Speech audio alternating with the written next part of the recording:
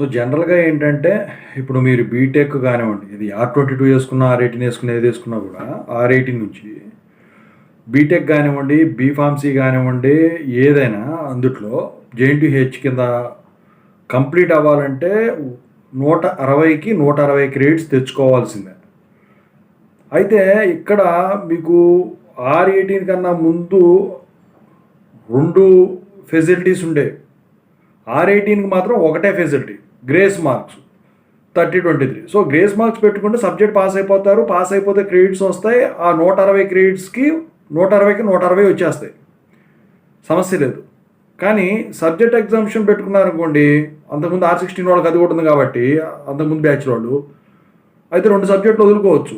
అయితే 160కి for example ఇప్పుడు 6 credits 2 సబ్జెక్టుల మీద పోయినాయి అనుకోండి, 154. 8 క్రెడిట్స్ పోయినాయి అనుకోండి, 152 క్రెడిట్స్ 160 తెచ్చుకోవాల్సి ఉంటుంది. అయితే సిఎంఎంలో వచ్చేసరికి ఆ క్రెడిట్స్ కౌంట్ ఉంటుంది కదా, ఆ 2 సబ్జెక్టులు పక్కన పెడితే ఈ 8 క్రెడిట్స్ తగ్గినాయి కదా, 152/160 క్రెడిట్స్ అని చెప్పేసి ఇస్తారు. కానీ పీసీ ఇచ్చేస్తారు.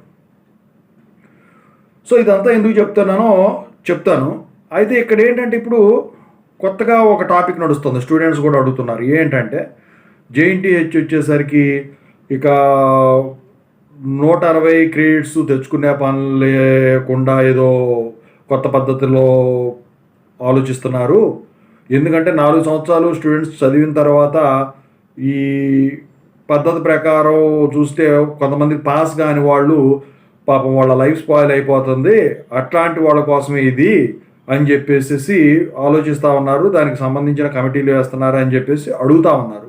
అసలు అది జరిగేదానికి ఛాన్స్ ఉంటుందా లేదా అని ఇప్పుడు చెప్పబోతున్నాను. ముందుగా అయితే ఇంతవరకు ఈ ఛానల్ సబ్స్క్రైబ్ చేసుకుని వాళ్ళు ఎవరైనా ఉన్నట్టయితే ఖచ్చితంగా సబ్స్క్రైబ్ చేసుకోండి, వీడియోని లైక్ చేయండి, షేర్ చేయండి. మీకు ఏమన్నా డౌట్స్ ఉన్నట్టయితే call me four IDs Telugu engineering education Telegram ఛానల్లో షేర్ చేశాను, అందులో జాయిన్ అయ్యి ఖచ్చితంగా అయితే కాల్ చేయండి. ఇంతవరకు YouTube channels Telugu engineering education, JNTU university updates channel, software course work support channel subscribe చేసుకున్నట్టయితే అవి కూడా సబ్స్క్రైబ్ చేసుకుని మీకు ఉపయోగపడతాయి. ఇక టాపిక్లో పెడితే ఏంటంటే, సో స్టూడెంట్స్ వెర్షన్ బట్టి మామూలుగా ఆర్టికల్స్ వెర్షన్ బట్టి ఇప్పుడు మాట్లాడేది ఏంటంటే, ఇప్పుడు 160 క్రెడిట్స్ అని చెప్పాను కదా, 160 క్రెడిట్స్లో 80 క్రెడిట్స్ వస్తే సరిపోతుంది.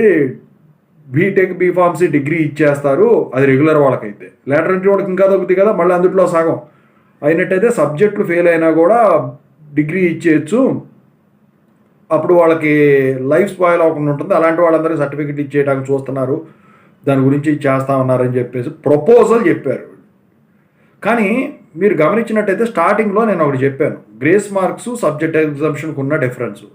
సబ్జెక్ట్ ఎగ్జామ్షన్ ప్రకారం చూసుకుంటే నేను స్టార్టింగ్లో ఏదైతే చెప్పానో, సో దాని ప్రకారం ఆ క్రెడిట్స్ తగ్గినవి ఏదైతే ఉంటే దాని గురించి ఇప్పుడు స్టూడెంట్స్ అందరూ ఏంటంటే ఆ సబ్జెక్ట్ ఎగ్జామ్షన్కి కానీ గ్రేస్ మార్క్స్ కానీ పెట్టుకున్న వాళ్ళు లేరు. ఎక్కువ శాతం పాస్ అయిపోయి బాగా చదువుకునే వాళ్ళందరూ కూడా పాస్ అయిపోయి ఎక్కువ పాయింట్లు తెచ్చుకొని వెళ్ళిపోయిన ఉంటారు. అయితే ఇప్పుడు సబ్జెక్ట్ ఎగ్జామ్షను R16 వరకు ఉంది, R18 నుంచి లేదు. మరి R16 వాళ్ళకి ఇచ్చి R18 వాళ్ళకి ఇవ్వడానికి గల కారణాలు ఏంటి?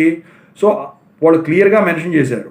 ఏంటంటే సబ్జెక్ట్ ఎగ్జామ్షన్కు సంబంధించిన వివరాల్లోకి వెళ్తే, సబ్జెక్ట్ ఎగ్జామ్షను ఇవ్వలేని పక్షంలో, అంటే క్రెడిట్ ఎగ్జామ్షన్ ఇవ్వలేని పక్షంలో మేము గ్రేస్ మార్క్స్ 30-23 ఇవ్వటం జరిగిందని చెప్పేసి యూనివర్సిటీ వాళ్ళు క్లియర్గా మెన్షన్ చేశారు.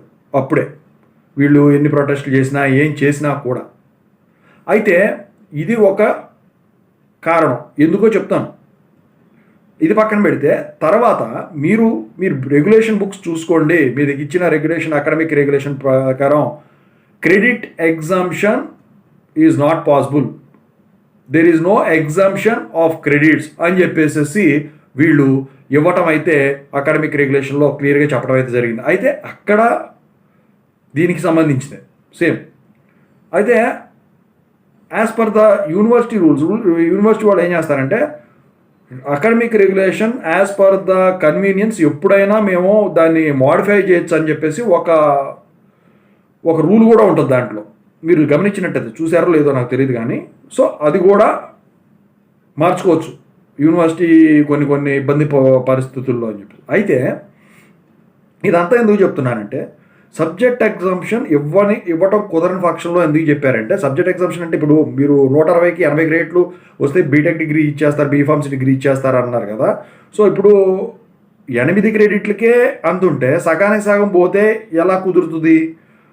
అది అసలు ఎందుకు పెట్టారు ఇవ్వని పక్షంలో అని అంటే, అప్పుడు లాక్డౌన్ టైంలో బాగా రిక్రూట్మెంట్ జరిగింది. అయితే కొన్ని సాఫ్ట్వేర్ కంపెనీలు, కొన్ని హార్డ్వేర్ కంపెనీలు వచ్చేసరికి ఈ సబ్జెక్ట్ ఎగ్జామ్షన్స్ ఉన్న యూనివర్సిటీలు ఏవైతే ఉంటాయో వాటికి సంబంధించిన ఇంటర్వ్యూ మామూలుగా ఆ కాలేజీలకు సంబంధించిన సెపరేట్ నోట్ ఇచ్చేసి మీకు ఇంటర్వ్యూకు రావాలంటే అప్లై చేసుకోండి, కానీ పలానా యూనివర్సిటీల కింద అఫిలియేటెడ్ కాలేజీలు చదివిన స్టూడెంట్స్ ఇంటర్వ్యూలకి అటెండ్ అవ్వాల్సిన పని లేదు అని చెప్పటం వల్ల దాని గురించి అప్పటి నుంచి వీళ్ళు సబ్జెక్ట్ ఎగ్జామ్షన్ తీసేయడం అయితే జరిగి గ్రేస్ మార్క్స్ ఇవ్వడం అయితే జరిగింది. అసలు అయితే R18కి గ్రేస్ మార్క్స్ కూడా లేదు.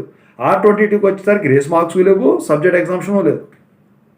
ఇక అది ఒక కారణం అయితే, ఇప్పుడు ఈ క్రెడిట్ సిస్టమ్ సగం తగ్గిస్తారన్నారు కదా. అయితే క్రెడిట్ బేస్డ్ డిటెన్షన్ ఉంది చూసారా. ఫర్ ఎగ్జాంపుల్ ఒక సెమిస్టర్లో 20 క్రెడిట్స్. సో రిక్వైర్మెంట్ సెకండ్ ఇయర్కి వెళ్ళాలంటే కొన్ని క్రెడిట్స్ కావాలి, థర్డ్ ఇయర్కి వెళ్ళాలంటే కొన్ని క్రెడిట్స్ కావాలి, ఫోర్త్ ఇయర్కి వెళ్ళాలంటే కొన్ని క్రెడిట్స్ కావాలి. అయితే ఎప్పుడు క్రెడిట్ బేస్డ్ డిటెన్షన్ ఉంటుంది, కానీ ఈ సంవత్సరం ఈ స్టూడెంట్స్ కాల్ చేశారని చెప్పేసి ఇప్పుడున్న ప్రభుత్వం అయితే క్రెడిట్ బేస్డ్ డిటెన్షన్ తీసేశారు. సో ఈ క్రెడిట్ బేస్డ్ డిటెన్షన్ అనే దాని మీద శాస్త్ర పరిష్కారం చూపిస్తామని చెప్పేసి దానికి కూడా కమిటీ వేస్తున్నారు అని చెప్పేసి. సో క్రెడిట్ బేస్డ్ డిటెన్షన్ వల్ల అయితే దాని మీద చేస్తే చేయడానికి ఉంటుంది, కానీ ఇప్పుడు క్రెడిట్స్ సగానికి సగం తగ్గించేసి ఫెయిల్ అయిన సబ్జెక్టులు పక్కన పెట్టి PCCM ఇవ్వడం అనేది హైలీ ఇంపాసిబుల్ థింగ్. అది ప్రపోజల్ మాత్రమే, కానీ అది ఇంప్లిమెంట్ చేశారంటే మాత్రం అసలు మీకు రికార్డ్ బ్రేక్ అనే. ఎందుకంటే అడ్మిషన్స్ ఫుల్గా వస్తాయి. సో ఎందుకు చెప్తున్నానంటే, ఒకప్పుడు ఇంజనీరింగ్ అనేది లేదు 2000s ఆ టైంలో ఎక్కువ. ఎక్కడో పెద్ద పెద్ద కాలేజీలు ఎక్కడో సిటీకి ఒకటో రెండో ఉండేవి. కానీ 2001 దగ్గర నుంచి కాలేజీలు పెరిగినాయి. 2007 నుంచి ఇంకా కాలేజీలు పెరిగినాయి. 2008 నుంచి ఇంకా కాలేజీలు పెరిగినాయి. దానికి కారణం ఏంటంటే, మనోళ్ళు ఇంజనీరింగ్ లేదని చెప్పేసి ఇంజనీరింగ్ మీద మక్కువతో అవుట్ ఆఫ్ స్టేట్స్ అంటే వేరే రాష్ట్రాలకు పోయి చదువుకున్నారు. మన ఆదాయం అంతా వేరే రాష్ట్రాలకు పోతుంది కాబట్టి అది పోవటానికి లేదని చెప్పేసి ఇంజనీరింగ్ కాలేజీలు పెంచారు, లేని వాళ్ళు కూడా చదువుకుంటారని చెప్పేసి. మీరు బీఫార్మసీ చూసుకుంటే 2006, 2011 వరకు అసలు బీఫార్మసీలో ఎక్కువ కాలేజీలు ఉన్నా అడ్మిషన్స్ లేవు. కానీ ఇంజనీరింగ్ కొంచెం వాల్యూ కొంచెం తగ్గేపాటికి బీఫార్మసీకి క్రేజ్ పెరిగింది. సో ఇలా చూసుకుంటే ఇదంతా ఎందుకు చెప్తున్నానంటే, ఒకవేళ నిజంగా అలాగే ఇస్తే అడ్మిషన్స్ ఫుల్గా ఉంటాయి, కాదంటలేదు. కాకపోతే జాబులు ఇచ్చే చోట చాలా ఇబ్బందులు ఉంటాయి. అది ప్రభుత్వం వాళ్ళకైనా కానివ్వండి, ప్రైవేట్ పరంగా వాళ్ళకైనా కానివ్వండి. సో ప్రైవేట్ వాళ్ళు అనుకోండి, అసలు ఇక ఇలాంటి క్యాండిడేట్స్ని అసలు రిక్రూట్ చేయరు వీళ్ళు నాకు తెలిసి. ఎందుకంటే సబ్జెక్ట్ ఎగ్జామ్షన్ ఎందుకు ఇలా మీకు 8 క్రెడిట్స్ తగ్గినాయి అని అడిగితే వీళ్ళు ఏం చెప్పారంటే, యూనివర్సిటీ ఇచ్చిందంటే మరి మేమేం చేయమంటాం అంటే, మరి మిగతా వాళ్ళు ఎలా పాస్ అయ్యారు, మీరు వాళ్ళు ఫెసిలిటీ ఇచ్చినా నువ్వు కష్టపడి చదువుకోవాలి కదని చెప్పేసి అడిగారనమాట అప్పుడు. అయితే ఇక ప్రభుత్వం పరంగా చూస్తే, సో ప్రభుత్వంలో గ్రేస్ మార్క్స్ పెట్టుకున్నావా, సబ్జెక్ట్ ఎగ్జామ్షన్ పెట్టుకున్నావా అని ఉండదు. కాకపోతే ఇప్పుడు మీరు చెప్పిన రూల్ ప్రకారం 160లో 80 గ్రేడ్స్ ఇచ్చి సర్టిఫికేట్ ఇచ్చేసారనుకోండి, గవర్నమెంట్ జాబ్స్ ఎంతమందికి ఇవ్వాలి, ఎంతమంది అప్లై చేస్తారు? అప్లై చేస్తారు.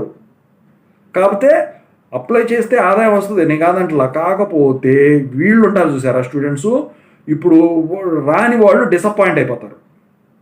జాబులు రాలేదు అని చెప్పేసి నిరుద్యోగ సమస్య ఎక్కువ పెరిగిపోద్ది. సో ఇది ప్రపోజల్ మాత్రమే, మరి అది ఏం చేస్తారు ఏంటని చెప్పేసి ఇన్ని ఉన్నాయి మొత్తం. మరి వీటన్నిటిలో వేటిని దాటుకొని వస్తారు, ఏం చేస్తారు, ఏమన్నా కొత్తగా ఏమైనా ఫామ్ చేస్తారా, అసలు ఎప్పటికి చేస్తారు, పాత వాళ్ళకా లేకపోతే కొత్త వాళ్ళకి మాత్రమే ఉంటుందా? ఎందుకంటే ఇప్పుడు డిస్టెన్స్ ఎడ్యుకేషన్ లాంటిది ఇప్పుడు వర్కింగ్ ప్రొఫెషనల్స్కి తీసుకొచ్చారు ఎడ్యుకేషన్ సిస్టమ్. సో వాళ్ళ మీద ఏమైనా ప్రయోగం చేస్తారా ఈ సిస్టమ్? ఆ ప్రయోగం చేస్తే సక్సెస్ అయిందనుకో మిగతా వాళ్ళకి కూడా ఇంప్లిమెంట్ చేస్తారా?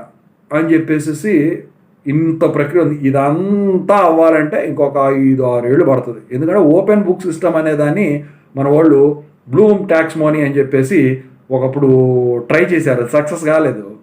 అందుకే ఇంకా ఇంప్లిమెంట్ చేయలే. సో అలాగవుతుందో మరి ఇలాగవుతుందో చూడాల్సిందన్నమాట. ఓవరాల్గా అయితే ఇదండి.